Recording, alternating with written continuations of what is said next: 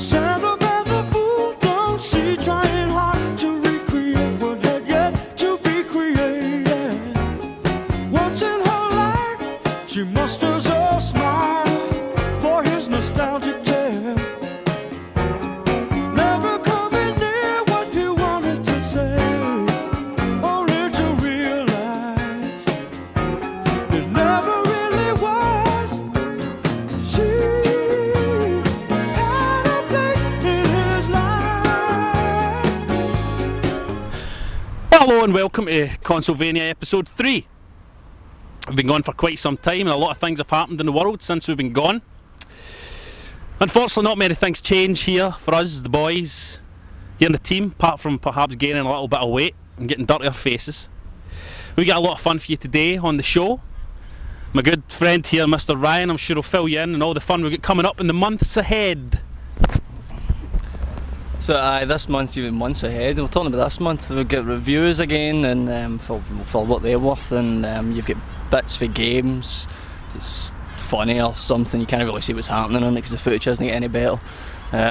You've got these sketch type bits with the two of us doing things that nobody really understands, including me, to be totally honest with you. So I hope you enjoy it again.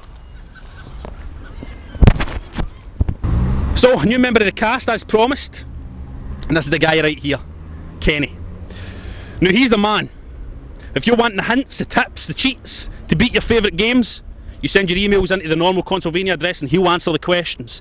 If you want some buying advice, maybe you're buying a Neo Geo, you're buying an arcade cabinet, you don't know where to go, what to look for, this is the guy you're asking the questions to. Get your emails in to this guy at the normal Consolevania address and he'll show you how it's done. He fucking knows it all.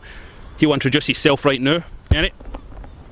That intro was shite, you pair of fat bastards.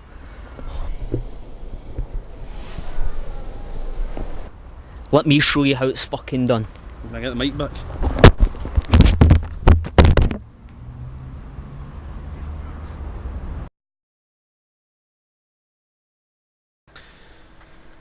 Benoit Sokal is probably best known as the comic strip creator who created the Inspector Canardo character. However, for the past few years he's been involved in the video game industry. A very hands-on involvement in the video game industry, and on the PlayStation 1 he brought us the very intriguing game La Maison, which won very many awards but was given the rubber ear by British magazines in traditional fashion. Now, for the uninitiated, Syberia games are all about exploration. They're all about the manipulation of fantastically designed machinery. Not in a mist fashion, not in that boring turn a wheel, make some steam come out a pipe kind of style, but in a very playful, very childlike sense. You are filled with wonder, as is like a child looking upon the corpse of a man. Syberia 2 begins abruptly, with your Kate Walker character beginning a strange journey into the world that Sokal has created. The option to watch a recap of the first game is absolutely essential if you have any plans of knowing why you're doing what you're doing. Of course, you should probably just play the first game, as good as it is. A point-and-click adventure game at heart, Syberia 2 thankfully doesn't expect you to solve many problems of the bizarrely illogical combined plastic cactus with baby's nappy variety. All the minor puzzles are simplistic and logical, while the more confusing quandaries usually involve tinkering with gloriously realised machinery and fancy wee automatons that make me want to use the word delightful for the first time in my life. Negative points are few if you're a fan of the slow-paced, thoughtful adventure game. If your point-and-click tastes lean more towards the grim Fandango, Sam and Max, Day of the Tentacle type of thing, then you might want to stay away. But if you have a little patience and appreciate the charm that an artist can bring to video games, get your winter gear on. Syberia 2 is out now in the UK.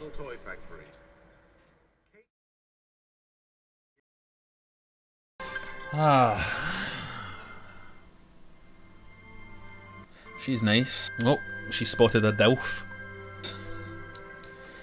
Old broken sword. Old PlayStation, get it out, turn it on. Your old PC, turn it on. Slap in the old broken sword. Don't do what I did. Don't make the mistake of getting the Game Boy Advance version because it's got a crippling bug in it that will destroy your game progress. That's unforgivable.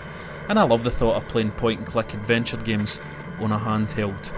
Of course, if you've got the Game Park, all GP32 and a Scum emulator, you can play a lot of great point-and-click games, and I'm pretty sure we'll be covering the Game Park in a later episode.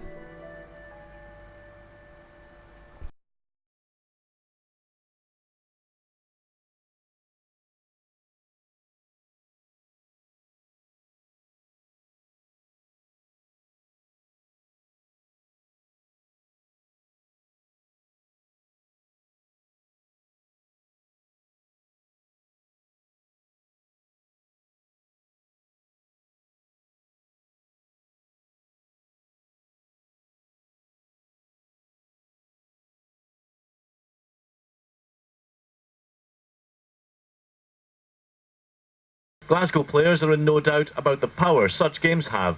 Because whenever, you know, you're walking around and it's sort of, you want to do something bad, you know, you sort of get that feeling in you, but... And in what way did it, you know, influence your behaviour? Just getting more violent, not only in the house and with my brother and that, so... I've stopped playing it though, and just sort of calmed down on the games, you know.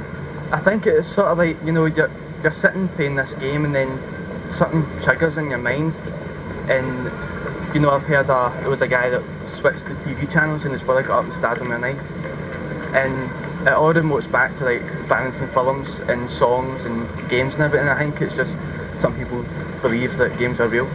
Edinburgh firm Rockstar North makes the game. It says it's only supplying a demand for the over-18s. Whatever, high street chain Dixon's has just announced it won't be stocking Manhunt from now on. Mike Edwards there. Well, your views are coming in thick and fast. Jamie from Wishaw has texted us. Nice to hear from you, Jamie. He says, it's not the fault of the games manufacturers, it's the parents who are failing their children. Jean from Clydebank has sent in an email. She says, I try hard to make sure my young teenagers aren't playing violent games, but I can't control what they play when they visit friends. Well, more on your views in a moment, but with us today, our Family Matters expert, Dr. Cynthia McVeigh, freelance games reviewer Robert Florence, and in London, computer games industry spokesman Roger Bennett. Turning to you first then, Roger, you're very much hitting back today because the industry was getting a great deal of criticism yesterday. Quite so, and quite unjustifiably so, if I may say so. The games industry is entirely and properly, responsibly regulated, and it has adopted and continues to adopt entirely legal and responsible processes in the way in which content is delivered to consumers in UK. Each game is submitted for classification either under a voluntary rating system which clearly defines what age group the game should be suitable for, or if it has gross content, in the case of Manhunt, that is the case, it was actually submitted to the British Board of Film Classification, Roger, and was suitably rated. Given that, what's your view then on Dixon's withdrawing the game from sale? I have no view in respect to Dixon's. They've taken a view in respect to maybe that game and perhaps many others who decided to. You must ask that question of them. I can't have a view of it. They've decided to do that. You must ask that question as to why of them, not of me. Okay, Robert Florence, now you review games. Where does Manhunt come in the spectrum of video games? Well, don't get me wrong, Manhunt is a very violent game. I mean, it's a game that features people getting bludgeoned to death, people getting bombed at the gob, people getting garroted. It's a nasty game if you look at it out of context. I mean, it's a game that features people getting bludgeoned to death, people getting bombed at the gob, people getting bombed at the gob, people getting bombed at the gob, people getting bombed at the gob, people getting bombed at the gob.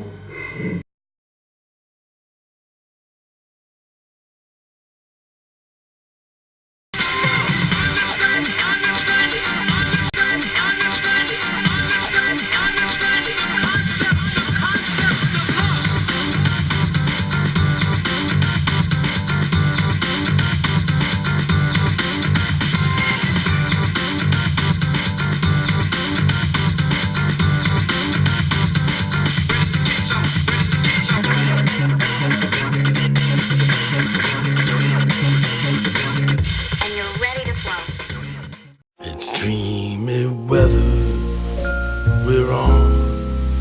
You waved your crooked wand along an icy pond with a frozen moon.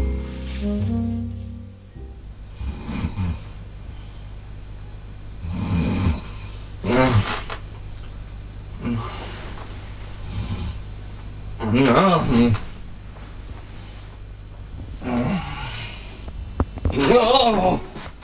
Oh! Oh, you fucking bastard. Oh, yeah. Oh. Aye, I needed that, didn't I? I needed that. Oh, I had a terrible dream though. I dreamt that you'd talk me into doing this game, reviewing this game. I really didn't want to review.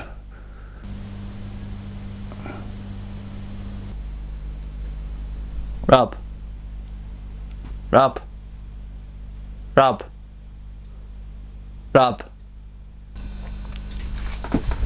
Oh no, Jesus Christ!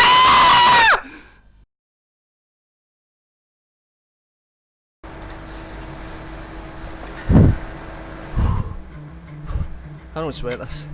I don't sweat this. I can do this review in my sleep. Here we go. Game of the month. Game of the month. Doesn't look that bad. You've got good FMV there. No, it's very well presented, looks well produced. You've got good talent on board. I don't mean talent in a gay way, I mean like good voice talent. I don't mean check out that Ving Rhymes' arse. Good voice talent. Seriously though, the hype that's been surrounding this game has just been absolutely ridiculous. I'm in my 20s,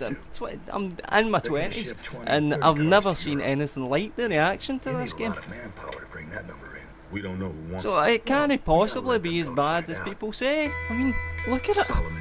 By anybody's standards, that's good FMV. That's a nice looking game, and it's got a thing when you start up a game save, it says previously hidden driver. That's nice. That's a good idea. That's quite helpful sometimes when you haven't played a game for a while and just left it on the shelf. That's a good thing. That's a good thing.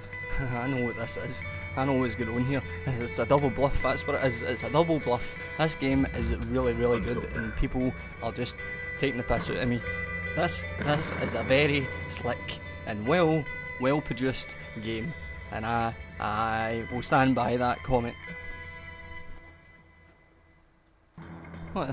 Nothing wrong there, it just looks like Grand Theft Auto, doesn't it? It's quite good. Wait a minute. This guy controls like I'm steaming. Who's that? Oh, that's quite good. Look, it just pops right out of the water after he's swimming. That saves time that way anyway. That's better. This guy's doing really good balance. Have you noticed that? There's something not quite right here, because these missions seem a bit stupid. Some of them. Oh, what's happening here? I can't get out of my boat. What is going on in this game? I can't. Oh no. Look, I'm not gonna panic. I can't even walk in a straight line. Oh, that's another health thing. I never realised they could teleport. Oh my Jesus. Look, half-arsed. This game is fucking rubbish.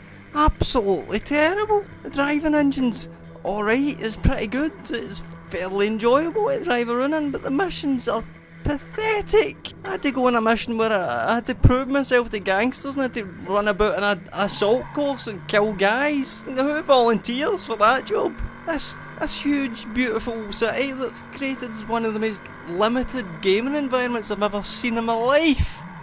I haven't seen this much fucking pop-up since bedtime when I was 3. You know, the only reason I can run around killing people here is because I'm meant to be on a mission on a boat, so the police have all went home and then they'll stop me. That's the kind of level we're talking about here with this shite. You should see the fucking gun battles in this thing. They're a scream. The bad guys have got one stand up and shoot gun, and they're always facing you. So there's your Driver 3 review. It's brilliant. Go and buy it. Everybody that said it was good was right. In the meantime, I'm going to kick back and relax with Nigel Mansell on the Amiga. Oh, I'll get going, Nigel, don't you worry about it. I'm on that racing line, you bet. Sorry about that, bit too fast there. Oh, clipped that. Sorry about that, Nigel. I'm on the racing line, don't you worry. Oh, I know, I hit that, I know that. I can see the bend, Nigel. Can you just give me a minute, Nigel? Just gonna be quiet for 1 second. Please, just 1 second, Nigel. What? Oh, you can fuck off as well then.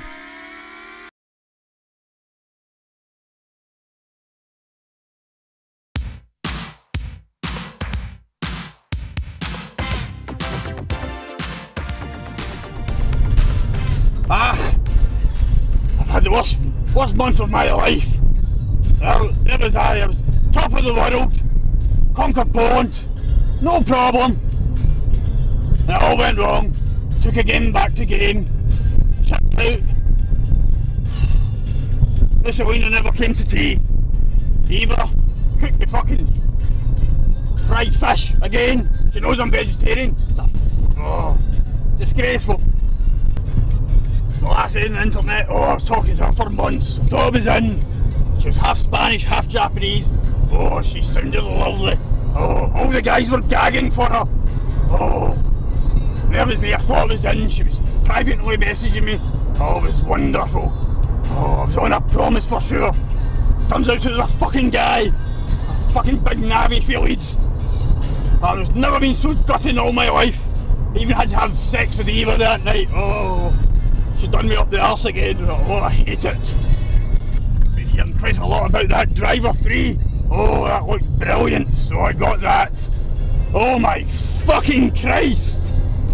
You see that guy getting out of that boat? He's jumping up and down, sliding all around, falls in the water, appears in the boat. I don't know what was happening. Best game ever. I loved it. Hang on, there's Pinto in my way. Better get past him. Beat it, you Frenchy! Right, off to Burger King. Get 3 large double bacon cheeseburger meals for that fat bastard Zomba. Get me something vegetarian. Because I'm a nice guy. Hi, what can I get for you? Hi, can I have 3 large double bacon cheeseburger meals with Coke?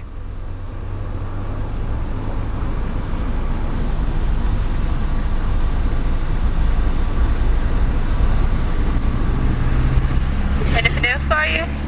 Do you have any veggie burgers? We have bean burger. No, I'll just have the large fries, please. Bummed in the gob again, eh?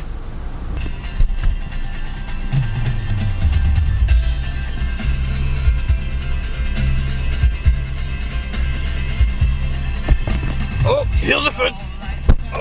I'll just go get it.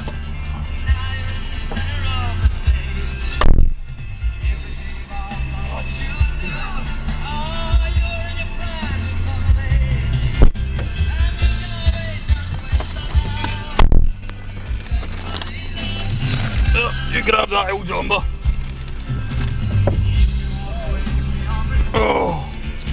Here I am in the jungle, this God-fucking forsaken jungle. It's a fucking disgrace. Look at me, I have no home. The jungle is my home. At least there's plenty of wood and these fucking wee flowers, and I can rebuild a new citadel. And then I can create an army of atomic supermen, destroy game. Those fucking bastards. They employ retards and fucking gypsies and people who run the shows. Fucking disgraceful. Still, better get on with building a fire. El Zomba, where's my fucking wood for my citadel? That's him now. Fucking hell. What's that? One fucking bit of wood! It's fucking all wet! You fucking retard! Why don't you get that job and go? Fucking off! What is it? Can't even walk! And you can always have your way somehow. Everybody loves you now. I can't get my laces tight. I can't even find them. Fuck's sakes! I'll show you how it's done!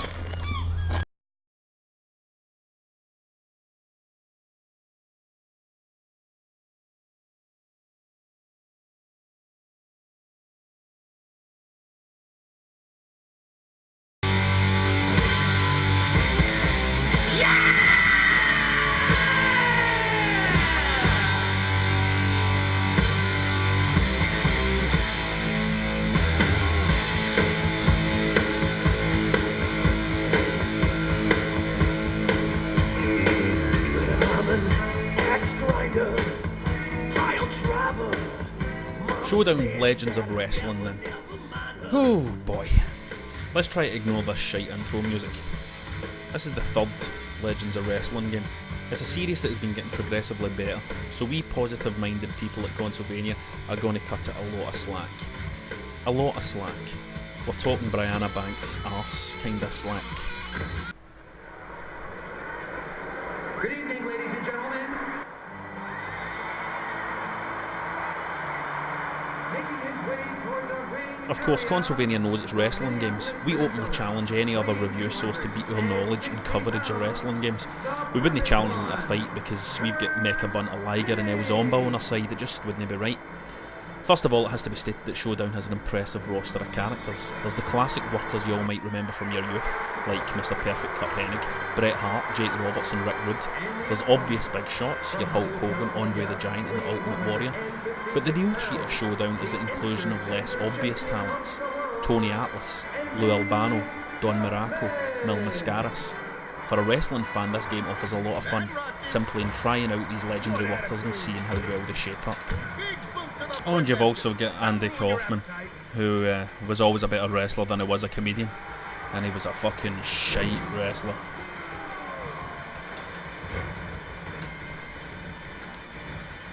It's also great to be able to choose the arenas you wrestle in and be able to pick Madison Square Gardens or even the Tokyo Dome. If only they had negotiated for some Puro legends, this game would have got even more slack from us. The modern movesets of the previous games have been dropped in favour of movesets that more accurately match the work of your chosen character. It's a wrestling engine that favours striking, so there's a real sense of slugfest momentum build until the point where you can bust out the old school moves. Don't get us wrong, this is a very arcade-like game. There's not much skill involved, just a little bit of timing and the right choice of move at the right time. But it's fun. It carries an air of respect towards the legends it showcases, so it's easy to laugh at the many little glitches that crop up during a match. Collision detection issues, insane moments of teleportation and even ready readers, even sometimes seeing two wrestlers being animated to do two totally different moves and floating about around each other. So it's broken then, we hear you scream. And yes, it is, but we're cutting it some slack, remember? There's your usual bunch of themed matches, cage matches, ladder matches and a solid battle royal mode. The cage match is a lot of fun actually and is very old school in its 8-bit button bashing simplicity. But the career mode is a big step backwards from the previous Legends game and is barely worth a sniff. Speaking of cutting it slack, their ropes look a bit slack if you ask me. Aye aye.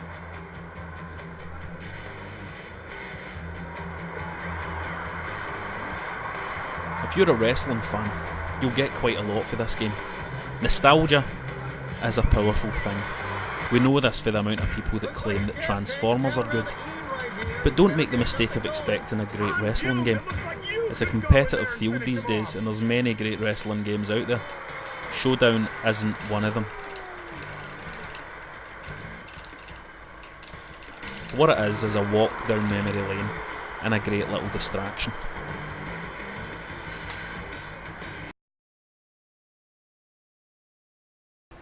Now you're fucking talking. FPG. Fire Pro G, folks. It's on the PlayStation and it's a cracker.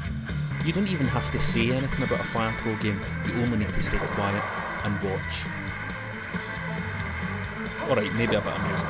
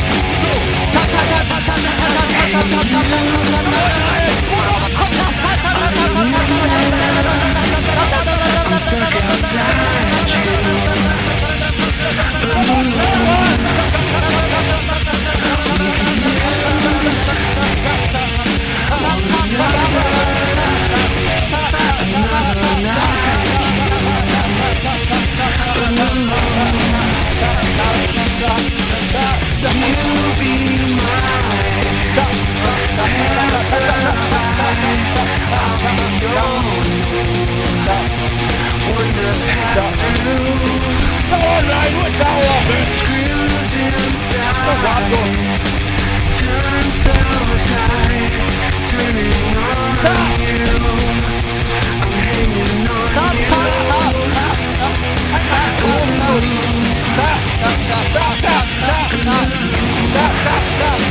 That's it, it's not this, you walk around. Don't go nowhere. Come on! Inside you.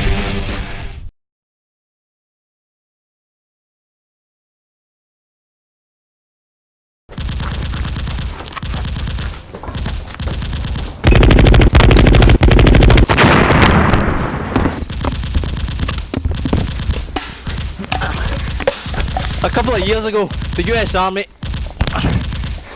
commissioned a computer strategy game. This year on the Xbox, the game is getting a release. It's called Full Spectrum Warrior. You can't. I'll fucking show you how it's done. Come on. I'll show you. I'm raging, man. You can't hurt me. I'm in cover. See? I'm in cover! You want the fucking shoe, because I'll show you how it's done.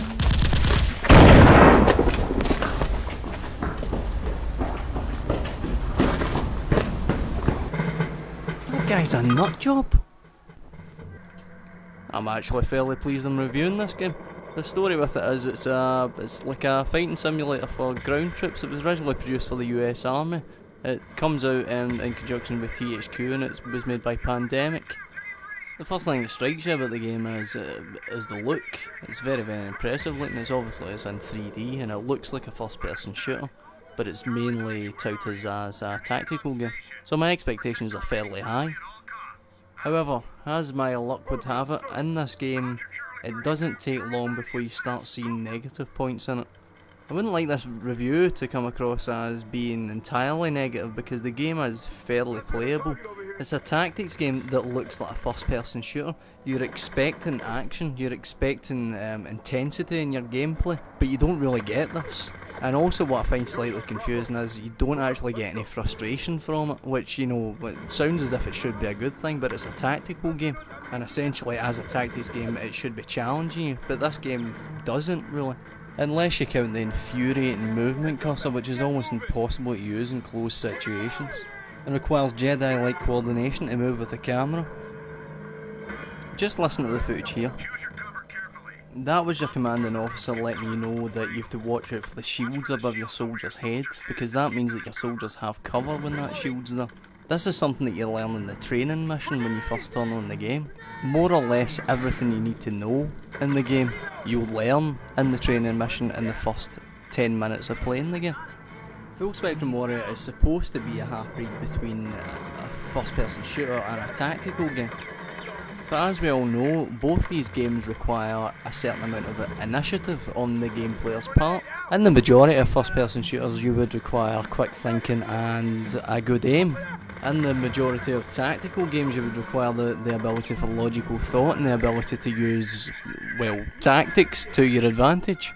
Full Spectrum Warrior requires that you have none of the above skills really, because in this game all you have to do is play in the training mission and then you're a fully trained US soldier. If this game is to be believed, then the US Army apparently only have one tactic. One team suppresses fire and the other team flanks, because that's the only tactic that's open to you in this game. That's the only tactic that you'll use over and over and over again. Now this limitation on its own is enough for you to seriously question the 9 out of 10s that it was getting in some magazines. But there's other problems with the game. A major one being that the 3D environment that Full Spectrum Warrior is based in doesn't actually work. You'll find yourself many times questioning whether you should be able to hit a guy or not. Even though he has a little shield above his head, he's clearly in view and you can shoot him, but the game says you can't. And sometimes your troops' inability for free thinking does get quite frustrating. I know it's the army line that you just follow orders or people die, but sometimes, you know, common sense could be used. For example, if you're not actually controlling a group and someone throws a grenade at them, you would expect them to scatter, but they won't, not until you've taken control of the group and given them an express order to run away from death. And last but certainly not least is the AI of the bad guys. They will not move for anything. You throw a grenade, a tank, a helicopter at them, they'll just stand there and take it. So this collection of less than minor drawbacks means I'm fairly disappointed in Full Spectrum Warrior. I was expecting a lot better. I was kind of hoeing and humming about what to actually recommend for Full Spectrum Warrior because I never actually figured out what it was supposed to be, but I'll take their word for it and say it as a tactical game, and in that case I'd probably recommend Battle Isle on the Amiga. It itself again has questionable AI, but come on, it's an Amiga, but it's still lots and lots and lots of fun.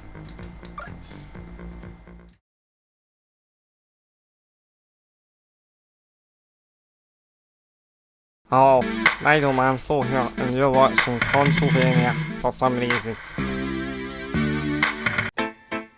Start with a house, house on the street, street in the neighborhood, with friends to meet. Excuse me, haven't we met before? How do you do? We just moved next door. Next door? We live next door. Oh, what a day.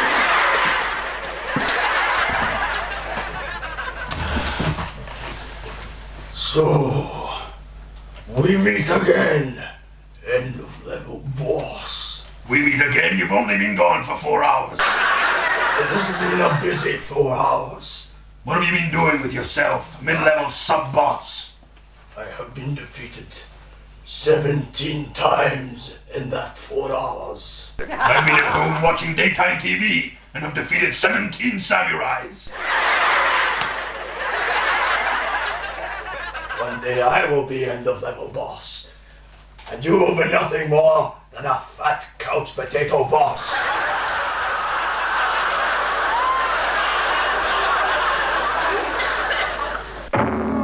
Go and make end of level boss's dinner, and I won't have to bust out the big sexy cannon. But end of level boss, I made dinner last night. You will always make dinner. Why? Because you have inferior attack patterns. End of level boss. The big sexy cannon is about to bust out. No, end of level boss, I will make your dinner. What would you like?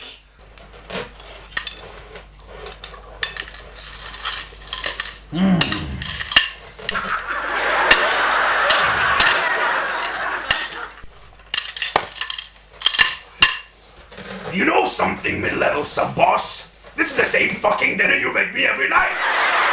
No, that is a lie, end of level boss. It is not a lie. You had lasagna last night. Lasagna? Which was fucking screws! You like screws, they're your favorite, end of level boss. Phone me a pizza! You had a pizza 2 nights ago. Phone me a pizza now! We don't have the money for a pizza. Phone me a pizza now! Is it there yet? I haven't. You have no respect for time. You've always been like this. Time means nothing when you have superior attack patterns. Now phone me a pizza. Is it there yet? I do not see the point in you coming to this dimension if you will not respect the laws of it. Laws of it? You're a fucking laws of it! Is it there yet? Please make it fast. He is really, really impatient, and he's very powerful. Okay, 45 minutes, that'll be fine.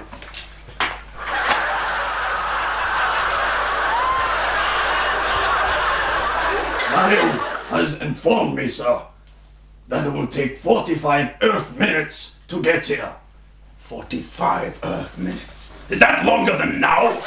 Because if it is, you're gonna get the big sexy cannon. No, end of level boss.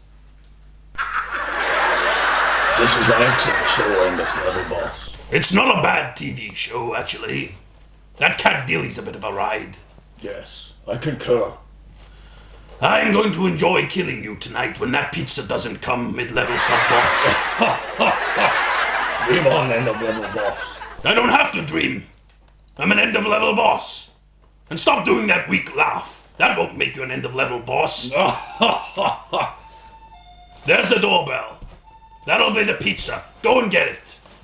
But in the love of boss, it is your turn to go and get the pizza at the door. It's my fucking... You're a fucking door. Go and get the pizza. What door? It doesn't make any sense. I always make sense. Why? Because you've got inferior attack patterns. I have been working all day. You've been sitting watching Richard and Judy. This fucking... Listen. Go and get that door. I want my pizza now. I phoned the pizza, so you should go to the door. Your inferior attack patterns. Look at them. There are clocks everywhere. Go and answer that fucking door. I don't want to answer the door. I'm going to have to bust out the big sexy cannon. Excuse me, everyone. Big sexy cannon's coming out. This fucking retard. Big sexy cannon. I'll get the fucking door.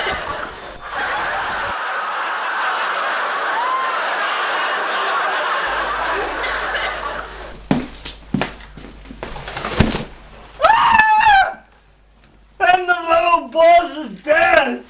And someone has spunked on his face!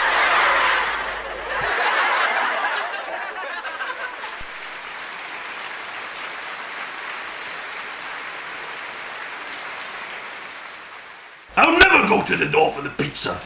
You're a pizza.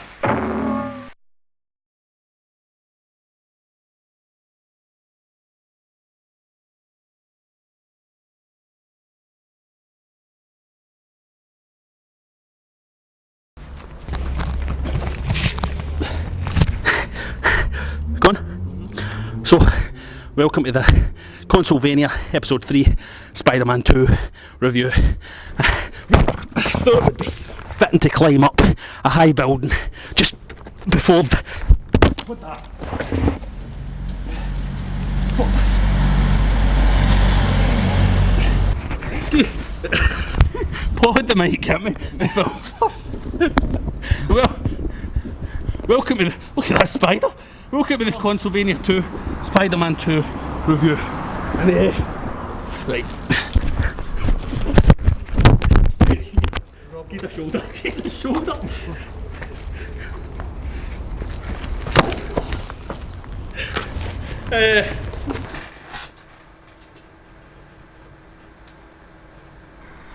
Bang! It's a superhero game. Let's face it, as glamorous as being a Consolevania presenter might seem, the fact remains that this is a video game show, and if we truly know anything about games, we're probably geeks. To be cool, we'd need to know nothing about games. That's why Jamie and Daz for Gamesville keep their cred while we get old and fat. Anyway, geeks like games and geeks like comic books. We've all wanted to be a superhero at some point in our lives, or a supervillain, like Gary Glitterman maybe. So I went into Spider-Man 2 hoping for great things. I got great things. Here comes the wank hat. Design simplicity. That's what this game is all about. A basic mission structure to keep you chomping at the bit. A mission structure that serves the needs of the movie tie-in aspect. But the developers have a keen awareness that it's what is beyond the storyline that will please the geeks. The city. The freedom. The powers. The zone. You good now? Thanks, Spidey. Actually, a neat thing about this game, I should say, is the appearance of, you know, a few Spider-Man villains that don't feature in the Spider-Man 2 movie. Rhino's in it, for example, and actually quite a funny thing happens. Spider-Man meets him and has a fight with Rhino, and he punches him through a wall. So that's worth looking out for. You have the entire city to play with. If you can see it, you can go there. Atop a building, looking down, all those cars in the street below, those little dots, if you free fall towards them, they're really there. Spend hero points and more abilities and you'll be freestyling, Tony Hawk style, across the city. You'll find a good line from the Empire State Building to the Twin Towers Memorial, all the way to the Statue of Liberty by way of helicopter. I actually noticed on the internet that a lot of people were struggling to defeat the mechs and the mechas in this game, but I could defeat them in my sleep really with my hard on tied down. Every little clumsy indoor mission is worth it. Every boss fight, although they tend to be a little on the easy side, is worth it. Because your ultimate goal isn't completion. Your goal is the opportunity to lift the burden of responsibility off your shoulders and that grand city opening up to you. Beyond the mission, Spider-Man 2 is the superhero movie tie-in equivalent of Bushido Blade. Turn on, and relax. The game's so good, they should have named it twice.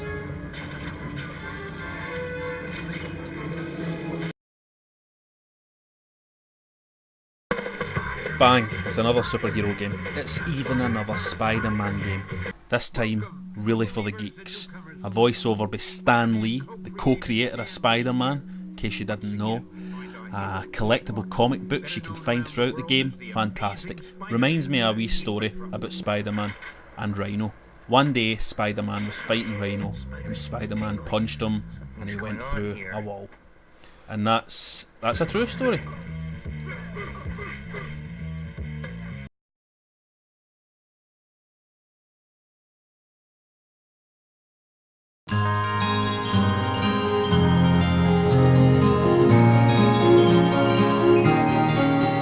I can see it in my street. I can see it in my home.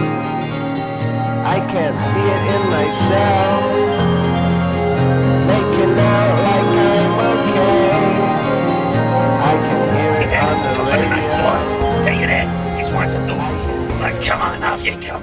It's just getting through the tendons there, that's it. Come on, I'm enjoying this. Oh, looks like it's that time, huh? Hi, folks. My name's John Gacy. That's right, the games reviewer. I've been asked to come here by the Consolevania boys. They want me to review some kids' games. Why? Well, everyone knows that John Gacy's down with the kids. In fact, I got sent down for being with the kids. Now, the first game I'm gonna review here in my special spot in Consolevania, here in John Gacy's hideout. John Gacy's den in a garden, not in a kid's garden, just in a garden somewhere. Is Superman Man of Steel on the Xbox. And I'm reviewing this because I got sent a little request letter from one of my young fans. Now, little Timmy said to me, "Dear Mr. Gacy, every time you come to my window at night, even though you don't come to my window at night anymore, even though you never came to my window at night, I want to ask you, I'm always playing this Xbox, and I'm always playing this game called Superman Man of Steel. Now I want you to tell me, is this game worth me playing? Is it worth my time, or should I just come around you? Should I just play something else?" Well, I gotta tell you, Timmy, I've got this game in my vice right now. Let's take a look. Come on. Out you come, Soups. There we go. Now, as you can see here, this is a kid's review part. And this here, Superman Man of Steel's okay for 3 and over. So that's all the little, if you're a 4-year-old victim, a 4-year-old kid, a 5-year-old kid, whatever age your kid is, you can give them John Gacy, you can give them Superman Man of Steel, and he can play away at it, and he's gonna be totally safe and never get murdered, and not gonna get murdered anyway, but nothing to do with John Gacy. He wasn't there. He wasn't even there. You can't get a John Gacy game. But let's take a look at this Superman Man of Steel. You shut up in there, huh? I told you I'd let you out when Duke Nukem Forever comes out. I mean, you gotta take a look at some of these screens of Superman and Man of Steel for all the little kids out there in the world.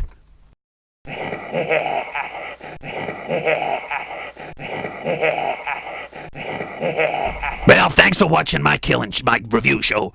Really glad to have you. Now, if you want to send some letters to John Gacy, or, and I really like this, some pictures that your kids have painted themselves, pictures of me, then just send them in to the usual Consolevania address, and I'll be so glad to look at them. Well, thanks everyone for coming along. I'm gonna get back to sawing up to playing some real hot bodies games on the Xbox and all the keep saying children, but it's nothing to do with that. Thanks for coming, folks.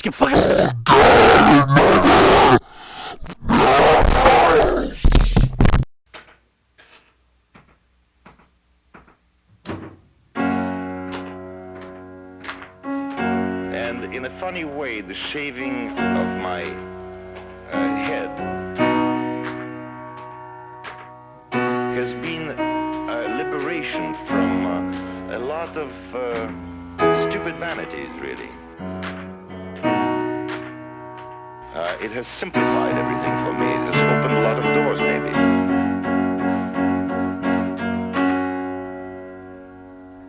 I'm not what you think I am.